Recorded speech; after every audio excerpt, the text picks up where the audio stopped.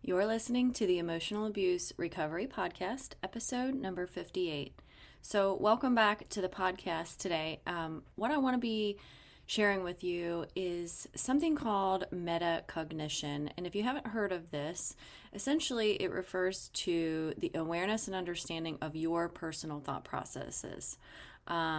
This can be a really powerful tool to help you recover from emotional abuse and for your own personal growth.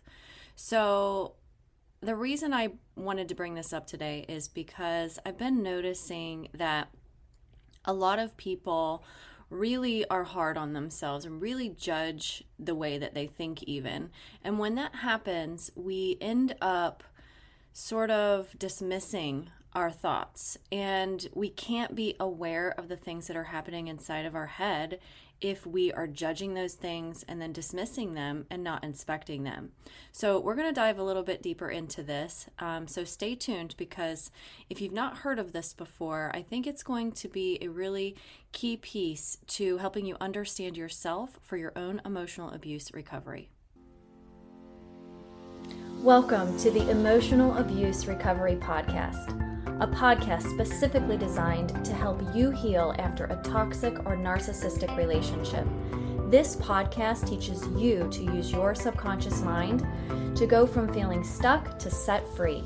In here, you will learn how to use the power of your own mind to free yourself from emotional pain, move forward with confidence, and experience the inner peace you deserve in your healing journey after emotional abuse. I'm your host and subconscious reprogramming coach, Allison Dagny. So let's get started. Okay, so let's just dive right into this. I had a recent client who was working through her subconscious beliefs, and she came to me one day in session and told me that as she started to write them down, she looked at the paper and then just ripped it to shreds. And the reason I am bringing this to you today is because I feel like it's so important to understand that your thoughts are just thoughts. And the meaning that we give to our thoughts, whether we decide that they are good or bad or right or wrong, is all coming from our own conditioning and our own programming, from our own filters and perspectives of the world. So when she did this, it was really hard for her then to continue the process of inspecting those thoughts and then questioning them and then using the 4-step tool that I teach all my clients how to use in order to reframe your thoughts and then release the things that are causing you emotional pain. So when we're talking about metacognition, essentially it refers to this awareness and this understanding of your own thought processes, because, quite frankly, what happens is a lot of times we end up just sort of automatically allowing these things to run through our minds because it's been going on like this for years and years and years. So once we use our own thinking, right, what we're doing here is thinking about our thinking, then we can actually take a lot of power back. But there are some key things that I want to talk to you about today to help you do this, because when we're sitting in judgment of ourselves and we're really critical of our thoughts, that's where we get stuck. And that's where we can end up taking that paper like my client did and just wanting to rip it up and not do it at all. So there were some things, and I'll share with you how we process this together to help her. In case you are not even wanting to look at it. I've got a lot of listeners who have listened to this podcast from episode number 1 all the way through. And if you're one of those people and, you still haven't sat down and written your thoughts, then I'm really going to encourage you to do that, because you'll be able to see then what is actually going on inside of your head. All right, so I also want to talk about what emotional abuse is, especially if this is the first time that you're listening, the first time that you pulled up this podcast. Emotional abuse is anything that is affecting you and your mental and emotional well-being. A lot of people misconstrue emotional abuse with just like verbal abuse. And though verbal abuse is definitely part of emotional abuse has a lot of different parts underneath. So emotional abuse would be like the umbrella, but then underneath you would have things like manipulation, coercive control, gaslighting, people giving you the silent treatment, anything like, extreme criticism, and like that goes into the verbal abuse as well. But all of these things, and even like physical abuse and sexual abuse, right, will affect your emotional and physical well-being. So that is actually a part of emotional abuse too. So when we're talking about emotional abuse, it's really, really important to note that even though these external things have happened to you, even though these horrible, terrible, evil things have occurred in your life, that doesn't mean that you will be stuck in this emotional downward swamp for the rest of your life. I am evidence of this because I've experienced a lot of different types of abuse throughout my life, and I was able to speed up my recovery because of the work that I have practiced on myself, which is the same thing that I coach others on. So let's dive into the role of metacognition for your emotional abuse recovery. And the first thing I wanted to mention is empowerment, right? We all want to feel power. We all want to feel empowered through our journeys of healing and self-discovery. And what metacognition really does for you is it really does give you a lot of power, a lot of self-confidence through self-awareness. So what this does is it helps you become more aware of your emotional responses. It helps you identify your triggers and your individual thought patterns. It also helps you identify how you speak to yourself. So I have a lot of clients who have very different ways of how they speak to themselves. Some people speak to themselves in questions, and maybe you're like this. So you might say things like, well, maybe if I had just done that differently, or I wonder if it would have turned out differently if this or that had happened. So these are kind of like questions. And then sometimes people will say specifically like, why did this happen? Or how could I have let that happen? And that would be a pattern of thought that is framed through questions. So the thing I want to mention about that is that when someone has these questions that they ask themselves in their head on repeat, those are usually subconscious beliefs. So if you notice that you do that, then you can rest assured that there are hidden subconscious beliefs right inside of those questions. I also have clients who speak to themselves in words like I feel. So they may say, I feel like people aren't treating me right. And again, that is the subconscious belief is that people aren't treating me right or people should treat me differently. And the emotion of maybe sadness or guilt or anger or frustration, that's actually the emotion. So a lot of people get confused when they speak to themselves in the words of I feel, because a lot of times when we're associating emotions, we're saying I feel sad or I feel angry. But then many times there's some confusion because of the way that they speak to themselves. So they may say like, I feel like we should go for a walk. Well, that's not really an emotion. I feel that we should go for a walk is not really an emotion. It's actually just a thought. So you see, there are different ways that people speak to themselves in their head and maybe even outside verbally, but it's important to note the way you do this, right? Because if you can identify your patterns and how you speak to yourself, then it's a lot easier to figure out what's going on inside of your mind and specifically your subconscious beliefs. Because as you know, on this podcast, I'm always going to be referring back to that. The subconscious mind is the driver. The subconscious mind is basically the thing that causes you to feel emotion.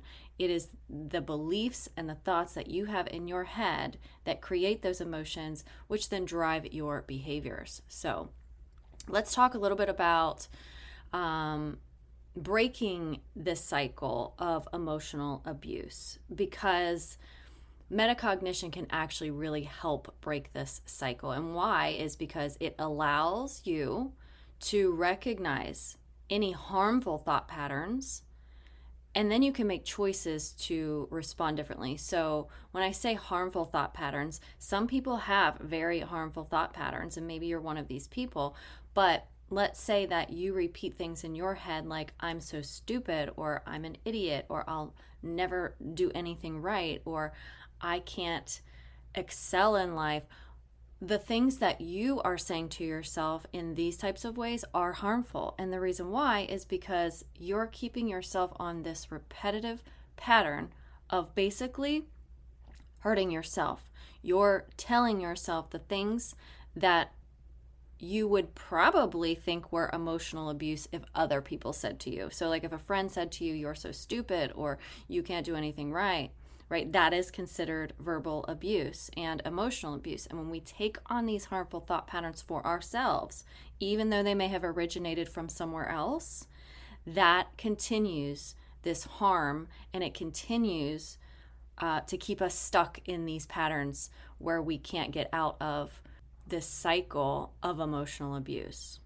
And I say this with so much understanding and so much compassion, but if you are allowing these types of harmful thought patterns to repeat in your mind, you are continuing to allow this emotional abuse inside of yourself.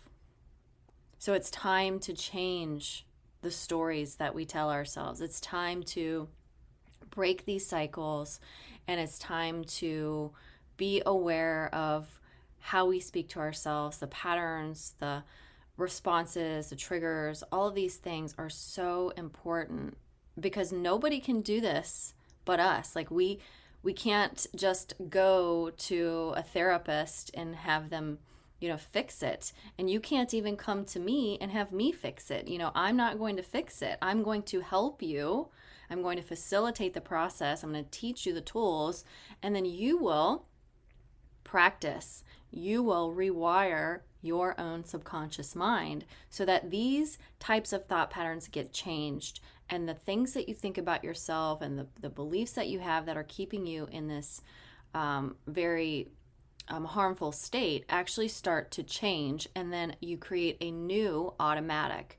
Basically what you're doing is you're rewiring the neural pathways in your brain and creating a brand new autopilot, right? So the old autopilot were the things that were very harmful, whereas we're going to create a new autopilot. We're just reprogramming your mind, and that is really exciting.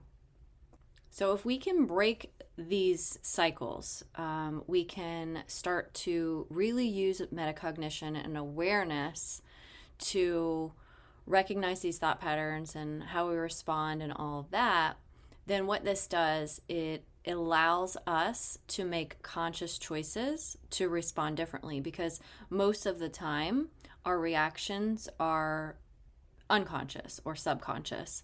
And so if we do have a snap reaction or a way of responding that we always have done, now when we are using different parts of our brain and creating new ways of handling things because of our neural pathways, then we can actually respond in different ways that would benefit us more. So one important piece that I want to make sure, and I sort of touched on this before, is to really be non-judgmental. And this goes back to my client who was ripping up her paper.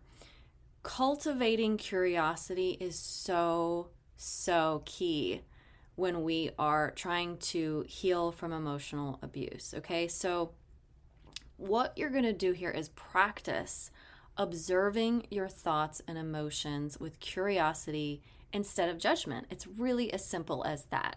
And if you can keep this in mind that, human beings are the ones who create meaning. We are the ones who assign value to things. We are the ones that say this is right or that is wrong. We are the ones who establish morals and values. Human beings do that. So it's a little bit of a challenge to start to peel that back and then just look at it as an observer, right? Instead of saying, oh, that's bad, or ooh, we shouldn't be thinking that way, or we shouldn't do that. And this approach allows for so much more of a deeper understanding of what's going on beneath the surface and your underlying beliefs and feelings. Because if you are judging those things, what you will end up doing is pushing them away. And when you push them away, you can't be empowered to change those things. And so what will happen is you will just allow them to continue over and over and over inside of your subconscious mind. So I'm going to give you an example about how this might present. So let's just say that you are a mom and you have a very busy schedule and you are trying to keep up the house and the chores and all the kids' responsibilities. And part of your programming since you were very, very young was that you need to work hard and you need to put in a lot of effort and things don't come easy for people. If you have beliefs like this that are running the show and you're in a situation where you're completely overwhelmed and you feel like you're drowning, then when you start writing down beliefs like, I can't handle this, or this is too much, or I'm never going to get this stuff done, that might elicit some shame for you or some embarrassment. Because you, at your core, have subconscious beliefs that, people should be able to do it all and mothers should be able to handle anything, right? So this is just kind of a simple example, but the reason I bring it up is because the subconscious beliefs that you have been programmed with since the day you were born, right? Anything that you believe in your core because of what other people have told you, because of your experiences in life, right? That's just your program. That's a specific program to you. If those things that are living in that part of your mind and your subconscious mind are now all of a sudden going against things that are your reality, then that's where you may start to feel that embarrassment or shame because you're judging yourself because your current thoughts are different. And that's what creates all of that sort of complex unrest and like disconnect inside of you. But it's also because you're judging yourself, right? Instead of just saying, well, how might I give other people compassion when it came to this? Would I tell my best friend these things? Would I say, wow, you should really be able to handle all of this, and you should really be able to juggle all 4 of your kids' multiple schedules and do the laundry and keep your house clean and go to work and have jobs and make sure nothing gets forgotten? Would you put that kind of pressure on her? And I'm sure you're probably shaking your head no right now, because we don't often give ourselves that same grace and that same compassion because we're judging ourselves too harshly. So the reason I want to bring this up is because non-judgmental self-observation is really where you will create that curiosity. So if you can just practice thinking, well, what is this about? And why do I think this? And start asking yourself the deeper questions. Then what this does is it helps you overcome that self-criticism. You're essentially just looking at it sort of like a scientist, like observing.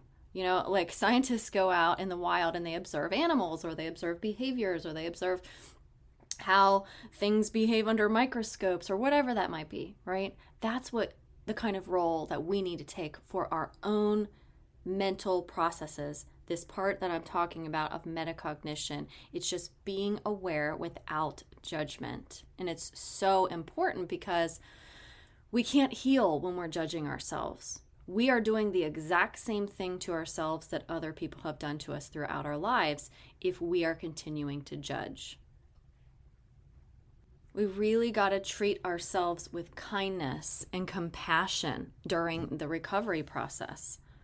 If we don't, this really can hinder our progress. It can really slow us down a lot. So with my client specifically, when we were having her write down her subconscious beliefs, the ones that she wanted to rip up, I told her, maybe it would be a good idea to do a sort of ritual afterwards, right? Because she was thinking, oh gosh, what if anybody even saw these thoughts, So maybe you shred that paper up after you're done releasing the beliefs, not before, right? Because if you just write them down and then you rip them up, that's not going to actually help you change anything in your neural pathways. You need to start to question those beliefs. And how I do it is I teach my clients this 4-step process in which we repetitively and consistently do a release to get these neural pathways to shift in the brain. And then when you do that, then you can do either burn the paper outside in a little fire pit or something, or shred it up to pieces. But, just getting them on paper, one, is important. But if you're not willing to look at those things because of the shame, because of the guilt, because of the embarrassment or judging yourself, then obviously they're just going to stay stuck right where they are. So there are 3 stages of metacognition. I'm just going to briefly touch on these, and then we're going to go into some practical tips for applying this into your recovery. But the first stage of metacognition is self-monitoring, and that's what I've been talking about here. This is how you monitor yourself. You pay attention to your thoughts and your emotions in different situations. And essentially what this means is whenever you feel an emotion, like let's say specifically an unwanted emotion. So if you're feeling angry about something and you notice the emotion, think of your emotions like a little alarm or a signal that you need to be paying attention to your thoughts. Okay, so the emotion is the signal or the alarm that's blaring saying, hey, pay attention, you're thinking something here, right? Because the emotions are being caused by the subconscious thoughts. So, and the subconscious thoughts aren't things that are like really deep and, you can't find them. Usually you could figure them out pretty easily if you just vent to a friend. So the first step here the first stage here of metacognition is paying attention to your thoughts. So look at your emotions as an alarm. If you're feeling sad, what are you thinking? If you're feeling angry, what are you thinking? If you're feeling guilt, what are you thinking? So this is how you start to self-monitor. And then the other piece to this is identifying triggers. So triggers will oftentimes result from a past trauma or a past experience from your emotional abuse. And these are things that may be kind of stored in your subconscious mind that you haven't processed. And so that's why it comes up as a trigger, right? Because it's part of your fight or flight response. So your body is saying, oh, hold on, this is something I remember and I need to protect myself. So it's also setting off alarms. So when the triggers come up, that's when also being aware, self-monitoring and thinking, well, what specifically am I thinking about when this happened? So the second stage is self-evaluating. And this is where you're analyzing your thought patterns. And that's what I talked about before, where you're really thinking about like, how do I think about things? Am I the kind of person that's really negative when something bad happens? Am I the kind of person that's always predicting outcomes for the future? Am I the kind of person who looks at things from a really positive perspective? So just kind of understanding what your patterns are, right? Without judgment. Again, we're not judging it. We're just saying, oh, this is my pattern. Like I have a pattern of thinking like this, or I have a pattern of speaking like that to myself, right? You're just self-evaluating. You're just literally taking sort of a bird's eye view of yourself and how you think and how you speak to yourself inside of your own head. There's also things that can happen like distortions in your reality that you may need to reframe. And so part of this self-evaluation is to challenge these distortions. And so what I mean by this is that there are things that may not be reasonable that you think just because of how your subconscious mind is wired. So if you experienced a lot of rejection in your life from a very young age, and then all of a sudden you're in, let's say, a new job, and someone says or does something that reminds you of your, let's say, your mother or your father, who maybe rejected you as a child a lot, then there may be a distortion that you will be rejected by this person also, which isn't necessarily true. So they're not the same person. It's not the same experience. It's just a leftover sort of traumatic experience that your brain is on the lookout for these kinds of things to happen again, to keep you safe and to keep you feeling secure. So this is a difficult one, but again, if you go back to the first part where I said the self-monitoring, where if you feel an emotion, like, or you feel something inside of you, like a guitar string being plucked, that's when you know I need to start to really think about this and challenge these kinds of distortions that may present themselves or come up in the moment. And really, there's not a lot you can do in that moment except for be aware of it. And then my suggestion is always to my clients just to write it down on a piece of paper, or maybe even like put it in your phone in a note section so that you can come back to it later. The third stage is self-regulation. And what we're doing here is developing strategies to deal with this. So it's really important to have a tool to manage this. And if you are feeling stress in any situation, there's a lot of things that you can do in those moments. There's a lot of coping strategies that people can teach you.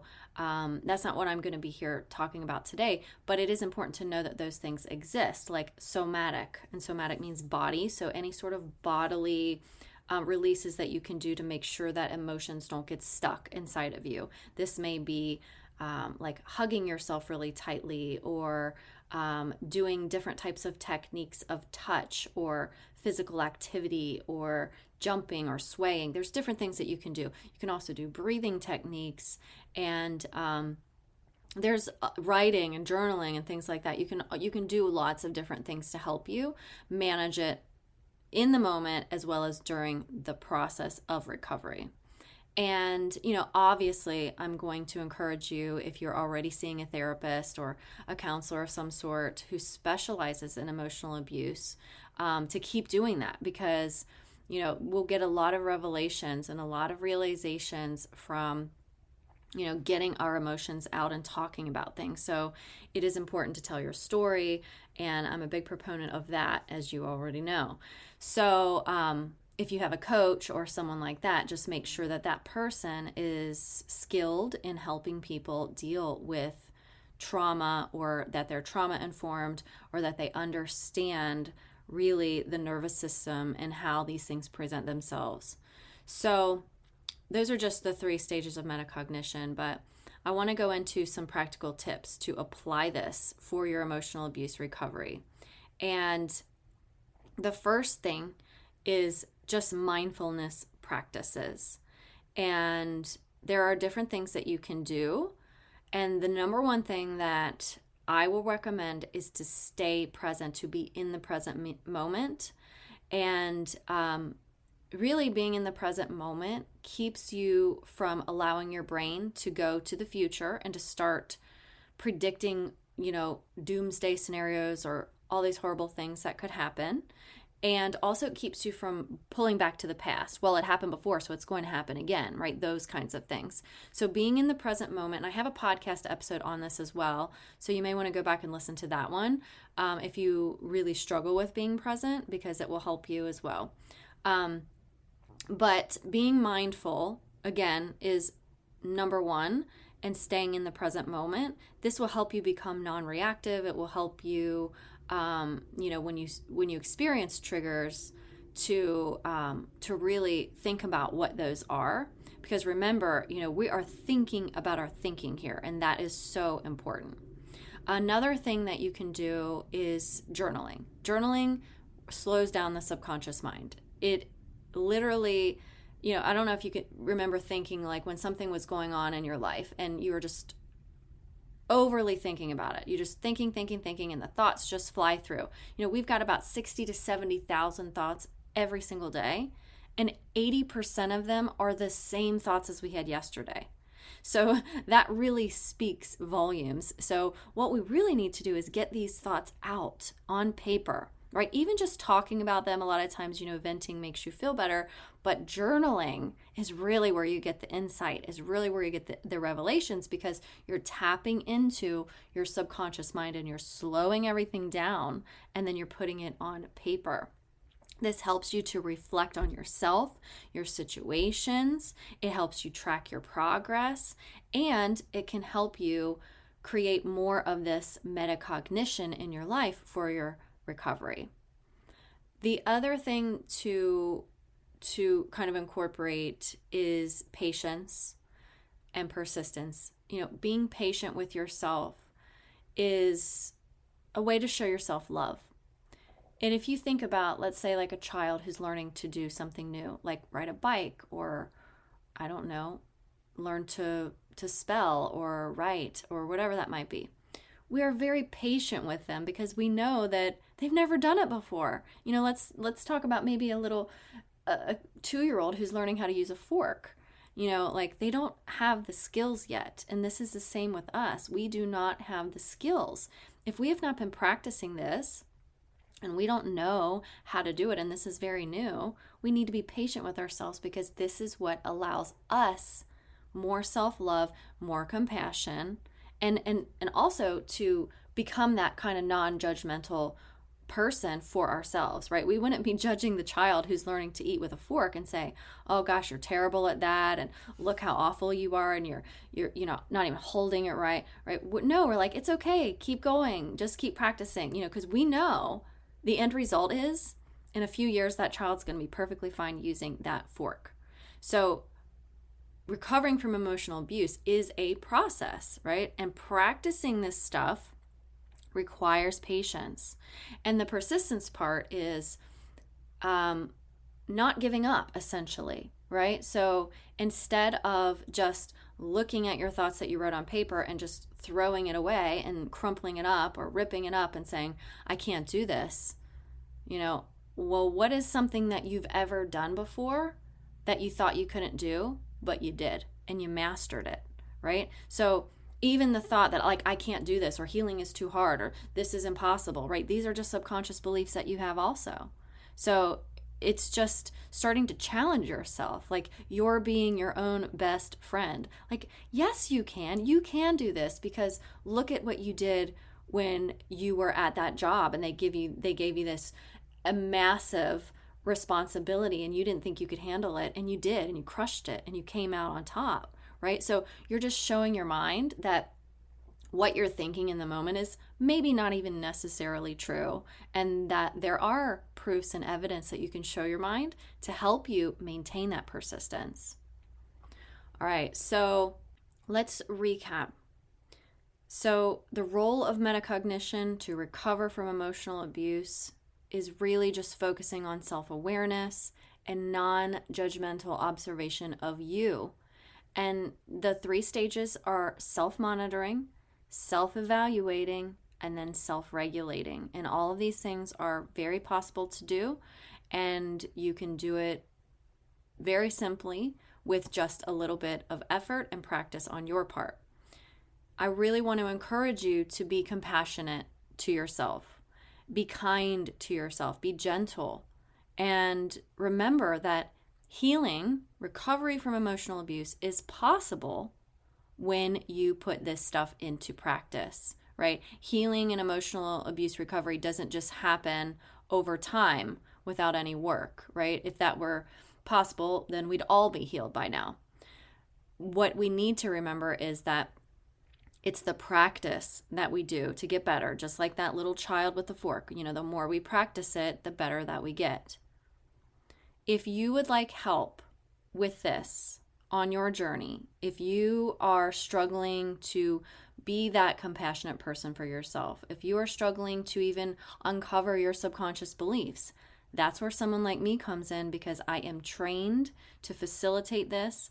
I am very skilled at helping you identify your subconscious beliefs, and I know all the right questions to ask to bring those things to the surface for you.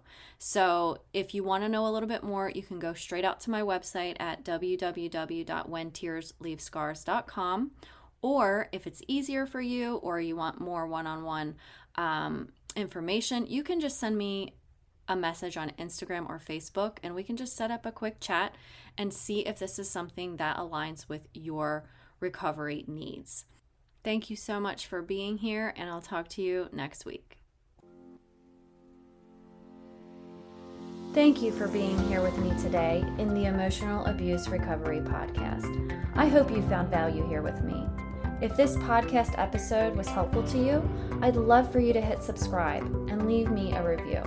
My goal is to help you go from feeling stuck to set free. You can find me on Instagram and Facebook, and you can check out whentearsleavescars.com for more resources and information to help you with your own emotional abuse recovery. Until next time, here's to believing in